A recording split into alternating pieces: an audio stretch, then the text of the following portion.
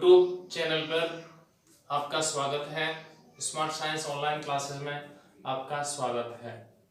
आज हम बात कर रहे हैं कि लास्ट टॉपिक अपन बात कर रहे थे चैप्टर नंबर 4 केमिकल काइनेटिक्स, रासायनिक बलगतिकी। उसमें हमने अभिक्रिया वेग के बारे में पढ़ा था, या सबसे पहले अपने डेफिनेशन दी थी किसकी, रासायनिक बलगतिकी की। उसके अलावा टाइप्स ऑफ अभिक्रिया वेग के आधार पर। उसके अलावा टॉपिक पढ़ा था अभिक्रिया वेग और अभिक्रिया वेग के प्रकार। तो प्रकार अपन ने पढ़े थे 3: औसत वेग, ताक्षणिक वेग, प्रारंभिक वेग। आज हम बात करेंगे उससे नेक्स्ट टॉपिक के बारे में। और नेक्स्ट टॉपिक कौन सा आता है? अभिक्रिया वेग तथा रस समीकरण मिति में संबंध। अभिक्रिया वेग अपन ने पढ़ा है किसी रासायनिक अभिक्रिया में अभिकारक या उत्पाद की सांद्रता में होने वाला परिवर्तन, या इकाई समय में अभिकारक या उत्पाद की सांद्रता में होने वाला परिवर्तन क्या कहलाता है? रेट ऑफ रिएक्शन, अभिक्रिया वेग। इसके अलावा दूसरा पॉइंट क्या है यहाँ पे? रस समीकरण मिति। रस समीकरण मिति, इसको अपन इंग्लिश में कहते हैं स्टोइकियोमेट्री। स्टोइकियोमेट्री, इसमें स्टोइकियो का मतलब होता है तत्व, मेट्री का मतलब होता है मापन। तो स्टोइकियोमेट्री जो वर्ड है उसका अर्थ होता है तत्व का मापन। अब यहां से अपन कहते हैं परिभाषा क्या होती है इसकी? वैसे 11th क्लास में आता है ये। फर्स्ट चैप्टर में रस समीकरण मिति, स्टोइकियोमेट्री क्या होता है, और 12th में फर्स्ट चैप्टर में दोष भी आते हैं। रस समीकरण मिति दोष क्या होते हैं? तो यहां केवल हम बात करेंगे रस समीकरण मिति होता क्या है।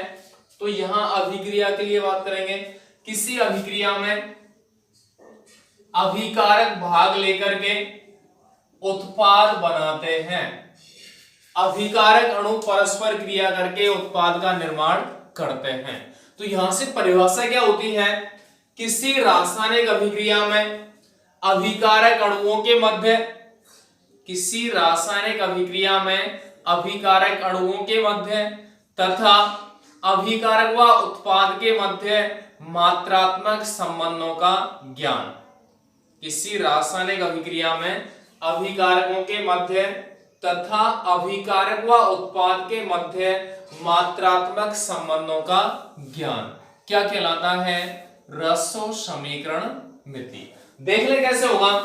माना कि अपन अभिक्रिया ले रहे हैं क्या, N2 + 3H2, क्या बन रहा है यहां से? 2NH3। 1 मोल नाइट्रोजन का, 3 मोल हाइड्रोजन के, और 2 मोल क्या बन रहा है? अमोनिया। मतलब इन दोनों में संबंध क्या है? 1:3 का, कि अगर नाइट्रोजन का 1 अणु काम में आएगा तो हाइड्रोजन के 3 अणु काम में आएंगे। तो इन दोनों में संबंध हो गया कितना? 1:3 का। ये जो परस्पर संबंध है मात्रा का संबंध है, क्योंकि इसका अगर 1 मोल अपन काम में लेते हैं तो इसके 3 मोल की आवश्यकता होती है। तो इसका जो परस्पर संबंध है इसको हम क्या कहते हैं? रस समीकरण मिति। अब ये दोनों क्रिया करके क्या बना रहे हैं? 2 मोल अमोनिया। तो हम ये कहें यदि नाइट्रोजन का 1 मोल क्रिया करता है तो उस अभिक्रिया में 2 मोल अमोनिया का निर्माण होता है। अगर इसका आधा मोल क्रिया करेगा तो इसका 1 मोल बनेगा। इसके 2 मोल क्रिया करेंगे तो इसके 4 मोल प्राप्त होंगे। तो यहां परस्पर संबंध हुआ है कि अगर N2 घटा रहे अमोनिया घटेगा, N2 बढ़ाएंगे तो अमोनिया का जो निर्माण है उसकी मात्रा में क्या आएगी? वृद्धि होगी। तो यहाँ जो परस्पर संबंध है इसी को हम क्या कहते हैं? रस समीकरण मिति। इसके अलावा किसी रासायनिक अभिक्रिया में जो उपस्थित मोल हैं इनको हम क्या कहते हैं? स्टोइकियोमेट्री गुणांक। क्या कहते हैं? स्टोइकियोमेट्री गुणांक या रस समीकरण मिति गुणांक। यहाँ पे N2 का 1 मोल है, 1 है, यहाँ हाइड्रोजन 3 है, और यहाँ अमोनिया कितने हैं? 2। तो ये सब क्या कहलाते हैं? रस समीकरण मिति गुणांक। ठीक है, कोई समस्या है इसमें? केवल परिभाषा दी है मैंने कि अभिक्रिया में एक से अधिक अभिकारकों के मध्य तथा अभिकारक व उत्पाद के मध्य मात्रात्मक संबंधों का ज्ञान रस समीकरण मिति कहलाता है। ठीक है, ये तो हो गई परिभाषा। आगे हम बात करेंगे कि यहां अभिक्रिया वेग और रस समीकरण में संबंध क्या होता है। देखो, माना एक अभिक्रिया ले रहे हैं, माना सामान्य अभिक्रिया क्या है, ए से हम क्या बना रहे हैं, बी। ए वाला पार्ट क्या है, अभिकारक, और बी वाला पार्ट क्या है, उत्पाद। ये ध्यान से देखना पर कि ए अभिकारक है और बी क्या है, उत्पाद है। हमें पता है जब अभिक्रिया संपन्न होती है तो अभिकारक की सांद्रता घटती है और उत्पाद की सांद्रता बढ़ती है। तो इन दोनों के संदर्भ में अपन अभिक्रिया वेग क्या लिखेंगे, अभिक्रिया वेग बराबर, अभिकारक घटता है तो इसके लिए माइनस साइन लेते हैं, पढ़ा है अपन ने। तो यहां से अपन क्या लिखेंगे, minus D A upon D T. बड़ा क्वेश्चन क्यों लगा रहे हैं, क्योंकि किसी भी पदार्थ की सांद्रता को व्यक्त करने के लिए बड़ा कोष्ठक उपयोग में लिया जाता है। तो minus D A upon D T आ जाएगा। इसके संदर्भ में अभिक्रिया वेग क्या होगा, बराबर plus D B upon D T. ये हमने लिखा है उत्पाद के संदर्भ में और अभिकारक के संदर्भ में। अब अपन को पता है दोनों अभिक्रिया के वेग हैं। अब हमें पता है ऐसा नहीं हो सकता कि अभिकारक के संदर्भ में अभिक्रिया वेग अलग आए और उत्पाद के संदर्भ में अभिक्रिया वेग अलग आए, क्योंकि अपन को पता है समय के साथ अभिकारक की सांद्रता घटती है, उत्पाद की सांद्रता बढ़ती है, तो उसके साथ साथ अभिक्रिया वेग का मान भी इक्वल रहता है, क्योंकि दोनों ही अभिक्रिया वेग के मान हैं और एक ही अभिक्रिया के लिए हैं। तो अपन कह सकते हैं ये दोनों इक्वल हो सकते हैं। तो अपन क्या लिखेंगे, इसलिए अभिक्रिया वेग बराबर minus D A upon D T बराबर plus D B upon D T. तो ये अपन लिख सकते हैं क्या, अभिक्रिया वेग को उत्पाद के संदर्भ में लें या अभिकारक के संदर्भ में लें तो अभिक्रिया वेग समान रूप से ही प्राप्त होगा, क्योंकि एक ही अभिक्रिया भिन्न भिन्न वेग से संपन्न नहीं होगी। अलग अलग उत्पाद के संदर्भ में अलग वेग से संपन्न हो जाए और अभिकारक के संदर्भ में अलग वेग से संपन्न हो जाए, क्योंकि दोनों की स्थिति में अगर चेंजिंग है, सांद्रता में परिवर्तन है, तो वेग का मान भी समान प्राप्त होगा। तो ये तो अपना है कि इसमें अपन कह रहे हैं इसमें रस समीकरण गुणांक कितना है, एक, इसमें भी गुणांक कितना है, एक ही है। तो सीधा सीधा अपन अभिक्रिया वेग इस प्रकार से लिख सकते हैं। ठीक है, अब आगे अपन बात करें कि यदि किसी अभिक्रिया में किसी अभिकारक के या उत्पाद के एक से अधिक मोल उपस्थित होते हैं या रस समीकरण गुणांक उपस्थित होते हैं, तो उस अभिक्रिया का अभिक्रिया वेग प्रदर्शित करने के लिए, उस अभिक्रिया का अभिक्रिया वेग प्रदर्शित करने के लिए उनके जो गुणांक हैं, उनके जो रस समीकरण गुणांक हैं, उनको हम भाग में ले आते हैं, उनको भाग में लाते हैं, जिससे कि इकाई सांद्रता अपन को प्राप्त हो जाए। यह कौन कहता है, रस समीकरण मिति। जैसे एग्जांपल लेंगे पर उसके अकॉर्डिंग बात करेंगे कैसे आएगा। देखो, माना कि H2 प्लस Cl2 क्या बन रहा है, यहां से 2HCl। इसके संदर्भ में अपन बात कर रहे हैं हाइड्रोजन के संदर्भ में अपन लिखेंगे अभिक्रिया वेग बराबर माइनस DH2 अपॉन dt। इसके संदर्भ में अभिक्रिया वेग बराबर माइनस DCl2 अपॉन dt, क्योंकि ये दोनों ही अभिकारक हैं तो दोनों के संदर्भ में माइनस साइन आएगा आगे। ठीक है, ये हो गया उत्पाद। तो उत्पाद के संदर्भ में अपन अभिक्रिया वेग लिखेंगे तो यहां कितने मोल हैं, 2 हैं। यदि 1 मोल होता तो हम क्या लिखते, plus DHCl upon dt।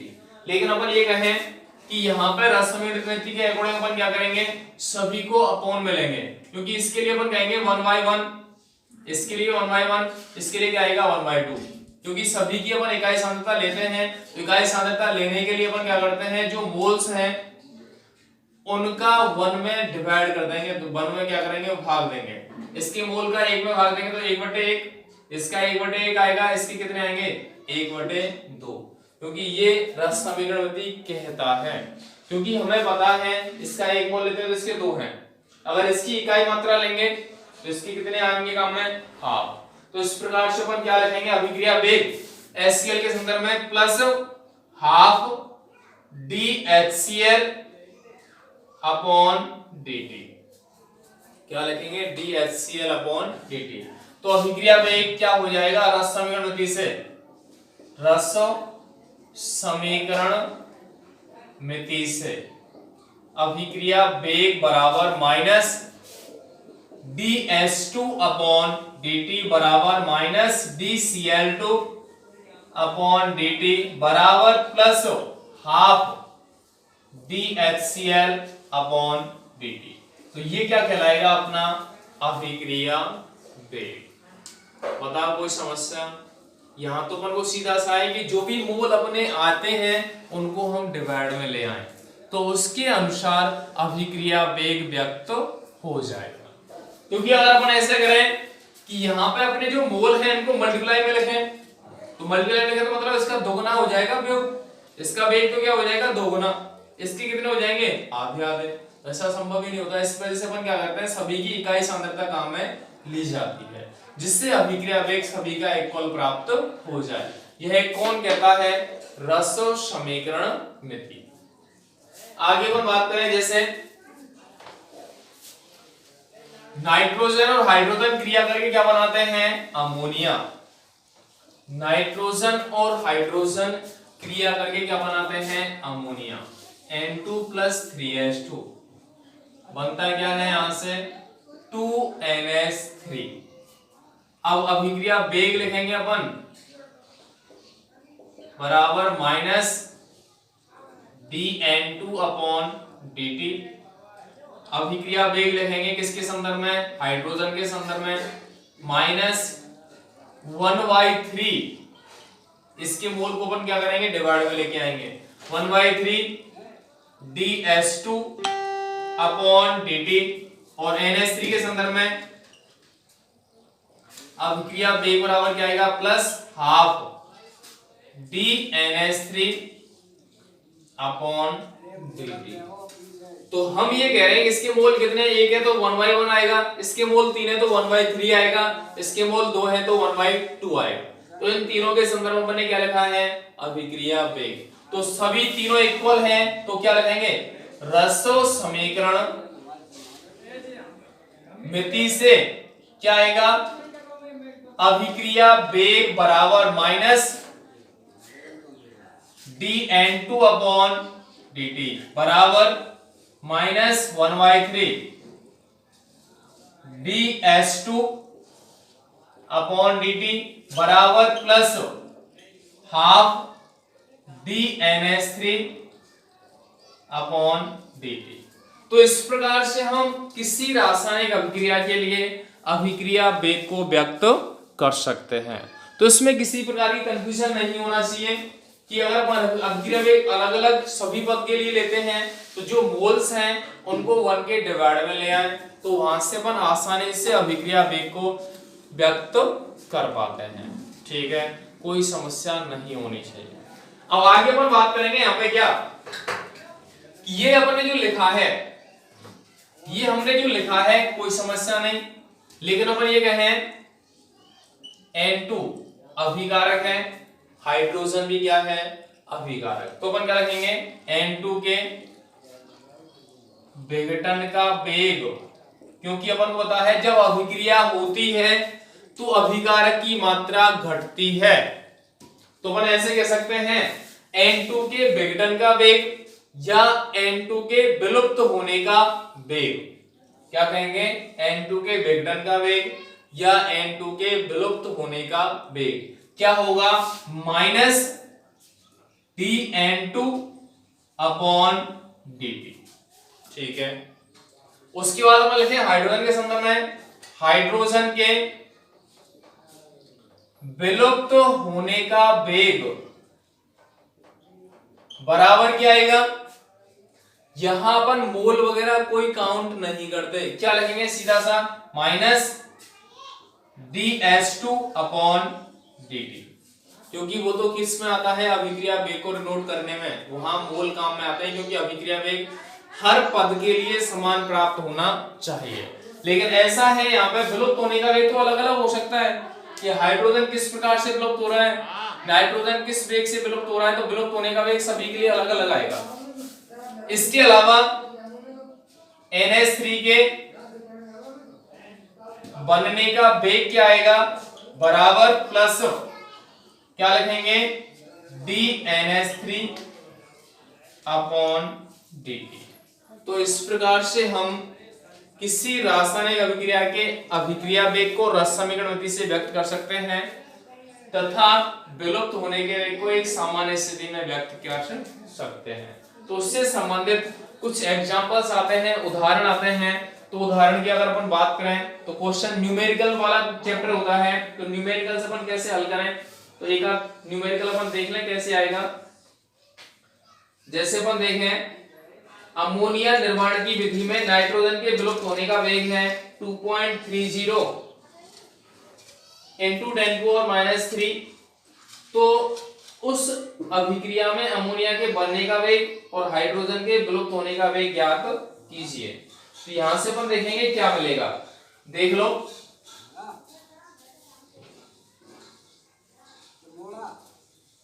Question क्या है, क्वेश्चन देख लो क्या है।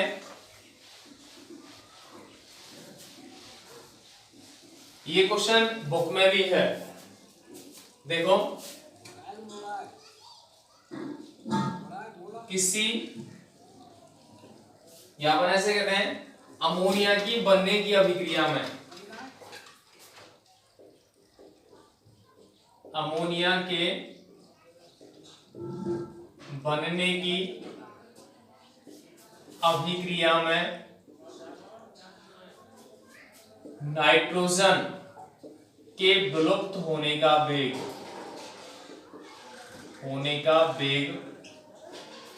2.30 into 10⁻³ mole litre inverse second inverse है। तो हाइड्रोजन के विलुप्त होने का वेग तथा अमोनिया के बनने का वेग ज्ञात कीजिए।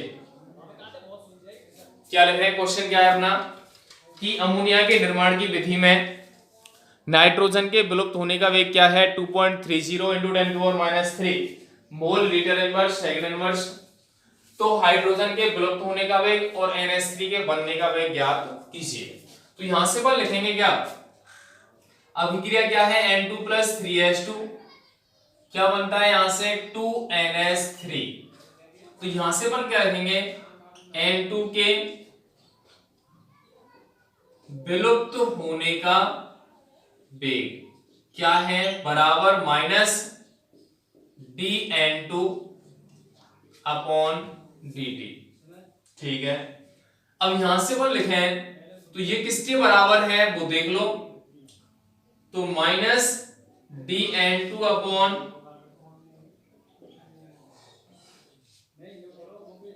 dt बराबर क्या है 2.30 into 10⁻³ mole litre inverse second inverse. ठीक है, एक पॉइंट ये हो गया। H2 के विलुप्त होने का वेग बराबर क्या है माइनस में dH2 अपॉन dt। ठीक है, उसके बाद लिखेंगे अपन NH3 के बनने का वेग बराबर क्या मिलेगा प्लस में dNH3 अपॉन dt। ये आ जाएगा नहीं आएगा बताओ। विलुप्त होने के वेग में माइनस लगाएंगे dN2 अपॉन dt आएगा और जो किसके बराबर है क्वेश्चन में दे रखा है कितना मान 2.30 into 10⁻³ mole litre inverse second inverse. H2 के विलुप्त होने का वेग क्या आएगा माइनस में dH2 अपॉन dt। H2 यहाँ पे मोल से मतलब नहीं होता। और NH3 के बनने का वेग क्या आएगा, प्लस में आएगा dNH3/dt। ठीक है, अब आगे अपन बात करेंगे क्या, रसो समीकरण मिति से क्या आएगा, अभिक्रिया वेग बराबर माइनस dN2/dt आएगा, बराबर H2 के संदर्भ में -1/3 dH2/dt बराबर प्लस में 1/2 dNH3/dt।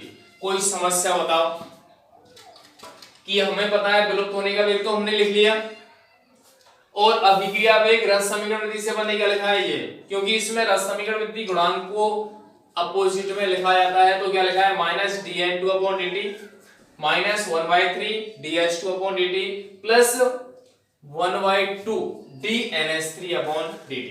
तो यहां से अपन क्या लिखेंगे, चूंकि क्या लिख रहे हैं अपन, -dN2/dt बराबर क्या है, प्लस में 1/2 dNH3/dt है। अपन को पता है dNH3/dt बराबर क्या हो जाएगा, dNH3/dt बराबर हो जाएगा 2 गुणा -dN2/dt के। पता हो जाएगा कि नहीं होगा, क्वेश्चन से अपन देखें, इसमें से ये दोनों बराबर है या नहीं है, दोनों को ले लिया हमने। अब यहां से मैंने लिखा है dNH3/dt क्या मिलेगा, इस अपोन में 2 को इधर ले आएंगे तो मल्टीप्लाई में जाएगा, गुणा तो कर दिया, गुणा -dN2/dt। अब क्वेश्चन में क्या दे रखा है, -dN2/dt का मान दे रखा है, नहीं दे रखा, क्योंकि -dN2/dt क्या है, N2 के विलुप्त होने का वेग जो क्वेश्चन में दे रखा है। तो यहां से क्या लिखेंगे, इसलिए प्लस dNH3/dt बराबर क्या हो जाएगा, 2 गुणा, मान रख दो इसका 2.30 गुणा 10⁻³ बराबर क्या मिलेगा, 4.60 into 10⁻³ mole litre inverse second inverse. तो माइनस प्लस dNH3/dt बराबर किसके है, NH3 के बनने का वेग। तो अपन क्या लिख सकते हैं लास्ट में, अतः अमोनिया के बनने का वेग बराबर है 4.60 into 10⁻³ हो जाएगा, नहीं होगा बताओ। ध्यान से अपन को देखना है टॉपिक, और उसी के अनुसार हमें क्वेश्चन सॉल्व करना है, कोई समस्या नहीं आएगी। वीडियो को कम से कम 2 बार अपन देखें, और जो क्वेश्चन अपन हल करें वो आराम से दिमाग को स्थिर रखते हुए सॉल्व करें। ठीक है, तो एक तो अपने क्वेश्चन के अकॉर्डिंग क्या निकाला है, अमोनिया के बनने का वेग। अब दूसरा पॉइंट क्या है, उसमें हमें क्या ज्ञात करना है, H2 के वो विलुप्त होने का वेग। तो अपन को पता है इस समीकरण से, चूंकि क्या लिखेंगे, -dN2/dt बराबर क्या है, -1/3 dH2/dt। तो यहां से क्या लिखेंगे अपन, dH2/dt बराबर क्या हो जाएगा, 3 को इधर ले जाएं, गुणा -dN2/dt। ये आ जाएगा, नहीं आएगा बताओ, आ जाएगा इस समीकरण से, क्योंकि इस टाइम पे अपन ने कौन सी वैल्यू लिया है, ये दोनों, इन दोनों के अकॉर्डिंग अपन बात कर रहे हैं, तो ये स्थिति अपन को मिल रही है। आगे हम बात करेंगे क्या आएगी, कि क्वेश्चन के अकॉर्डिंग -dH2/dt किसके बराबर है, H2 के विलुप्त होने का वेग। तो अपन क्या रख सकते हैं, H2 के विलुप्त होने का